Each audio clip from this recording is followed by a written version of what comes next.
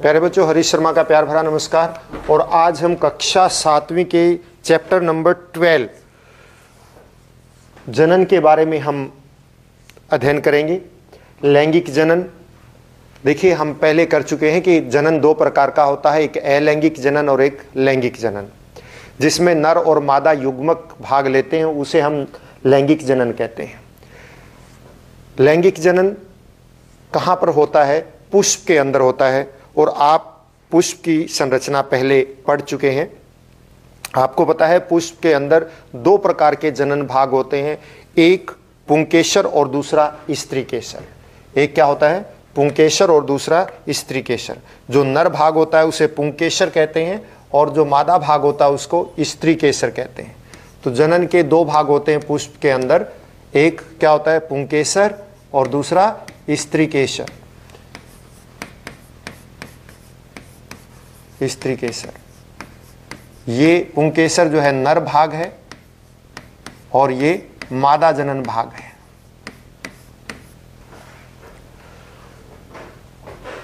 ये दो प्रकार के भाग होते हैं। दो प्रकार के आप ये के जनन अंग कहते हैं। नर जनन अंग पूरा आप इसको लिख सकते हैं, नर जनन अंग, और ये मादा जनन अंग।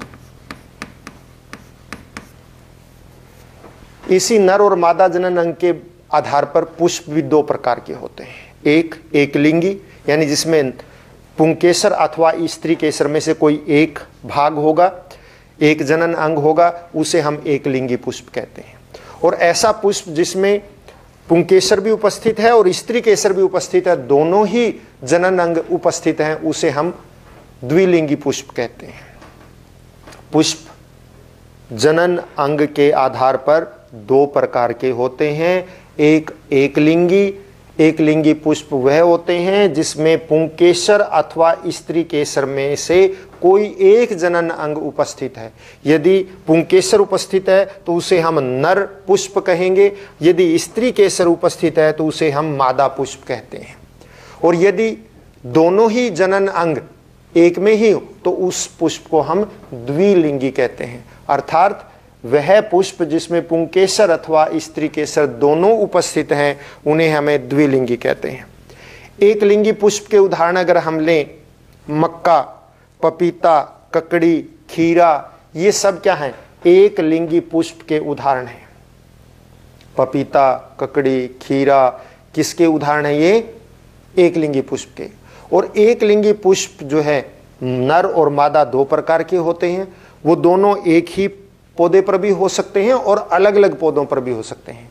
कहने का भाव यह है कि कुछ पौधे तो ऐसे हैं जिनके ऊपर केवल नर पुष्प होते हैं, कुछ ऐसे होते हैं केवल मादा पुष्प होते हैं, और कुछ ऐसे पौधे भी होते हैं जैसे खीरा, ककड़ी वगैरह, जिसमें एक पौधे पर ही नर पुष्प भी है और मादा पुष्प भी है।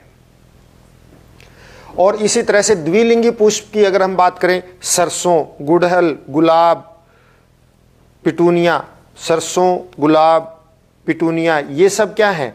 ये द्विलिंगी पुष्प होते हैं इन पौधों के ऊपर। सरसों है द्विलिंगी होता है, पिटूनिया के ऊपर भी द्विलिंगी होता है, गुलाब के ऊपर भी द्विलिंगी पुष्प होता है।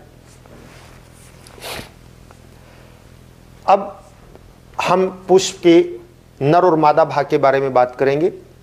देखिए, एक पुष्प जिसमें नर भाग की बात करें, उस नर भाग को हम पुंकेसर कहते हैं। पुंकेसर के दो भाग होते हैं, एक लंबी संरचना जिसको पुतंतु कहते हैं और उसके ऊपर एक फूला हुआ भाग होता है जिसे परागकोश कहते हैं। परागकोश में परागकण होते हैं। परागकोश में क्या होते हैं? परागकण होते हैं। परागकण ही वास्तव में नर जनन युग्मक होता है या नर युग्मक होता है, आप ये कहिए। परागकोश में क्या होते हैं? नर युग्मक, जिनको हम क्या बोलते हैं? परागकण बोलते हैं। परागकोश में क्या होता है? परागकण। और परागकण जो है पुष्प के अंदर नर युग्मक होता है। ये पुष्प का क्या होता है? ये नर युग्मक या पौधे का नर युग्मक होता है। स्त्रीकेसर के तीन मुख्य भाग होते हैं। ऊपर का फूला हुआ भाग वर्तिकाग्र होता है, बीच में पतला भाग इसको वर्तिका बोलते हैं, और सबसे नीचे वाले फूले हुए भाग को हम अंडाशय बोलते हैं। अंडाशय में बीजांड होते हैं और यानी कि इसके अंदर मादा युग्मक होते हैं।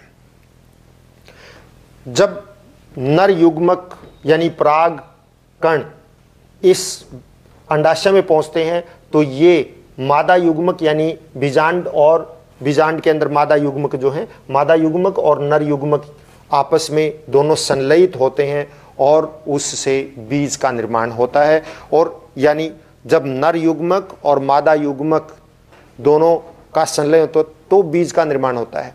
उसमें जब नर युग्मक और मादा युग्मक सबसे पहले मिलते हैं तो उनसे सबसे पहली कोशिका जो बनती है उसको बोलते हैं युग्मनज। जब नर युग्मक और मादा युग्मक दोनों मिलते हैं, दोनों का संलयन होके एक कोशिका बनती है, उस कोशिका को हम क्या कहते हैं? युग्मनज। दोबारा सुन लीजिए, पुष्प के जो नर भाग है उसको पुंकेसर कहते हैं, उसका एक पतला लंबा संरचना होती है उसे पुतंतु कहते हैं, उसके ऊपर एक फूला हुआ भाग होता है उसे परागकोश कहते हैं। परागकोश में नर युग्मक यानी कि पराग कण होते हैं। इसी तरह से स्त्री केसर जो भाग है यानी मादा भाग है उसके 3 मुख्य भाग होते हैं, ऊपर का फूला हुआ भाग वर्तिकाग्र, नीचे पतली लंबी नलिका उसको वर्तिका बोलते हैं और नीचे का फूला हुआ भाग को अंडाशय बोलते हैं। अंडाशय के अंदर बीजांड होते हैं और इसमें एक या एक से अधिक बीजांड हो सकते हैं और इसके अंदर मादा युग्मक होते हैं और मादा युग्मक और नर युग्मक दोनों मिलकर संलयित होकर नर युग्मक और मादा युग्मक दोनों संलयित होकर युग्मनज बनाते हैं और युग्मनज से बीज का निर्माण होता है। ये प्रक्रिया कब होती है? जब पराग कण जो है बीजांड तक पहुंचेंगे यानी अंडाशय तक पहुंचेंगे और पराग कणों का पुंकेसर से स्त्री केसर पर स्थानांतरित होना। ये देखिए एक द्विलिंगी पुष्प है, ये जो इसका नर भाग और ये मादा भाग दिखा रखा है, यानी ये पुंकेसर दिखा रखा है, ये स्त्री केसर है। जब पराग कण पुंकेसर से स्त्री केसर पर स्थानांतरित होते हैं तो इसे इस क्रिया को हम परागण कहते हैं। पराग कोश में पराग कण होते हैं, आपको बताया जा चुका है। ये पराग कण जब पराग कोश से वर्तिकाग्र पर पहुंचते हैं इसको हम परागण, इस प्रक्रिया को क्या बोलते हैं? परागण। परागण प्रक्रिया कहते हैं। परागण किसे कहते हैं? परागण किसे कहते हैं? पराग कोश से पराग कणों का वर्तिकाग्र पर पहुंचना, इसे परागण प्रक्रिया कहते हैं। यदि पराग कण उसी पुष्प के वर्तिकाग्र पर, उसी पुष्प के मादा भाग पर पहुंचते हैं या उसी पौधे के अन्य पुष्प के मादा भाग पर पहुंचते हैं तो उसे स्वपरागण कहते हैं। उसे क्या कहते हैं? स्वपरागण कहते हैं। और यदि पराग को कण दूसरे पुष्प या दूसरे पौधे के पुष्प पर पहुंचते हैं तब उसे परपरागण कहते हैं। यानी परागण क्या है? पराग कोश से पराग कणों का स्त्री केसर के वर्तिकाग्र पर पहुंचना, इसे हम परागण प्रक्रिया कहते हैं। परागण किस 2 प्रकार की होती है, एक स्वपरागण और एक परपरागण। यदि पराग कण पराग कोश से उसी पुष्प या उसी पौधे के अन्य पुष्प पर, उसी पुष्प पर या उसी पौधे के पुष्प पर स्थानांतरित होते हैं तब उसे स्वपरागण कहते हैं।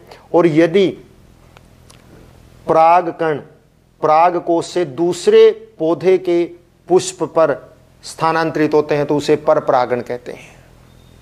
तो 2 प्रकार की परागण प्रक्रिया होती है, एक स्वपरागण और एक परपरागण।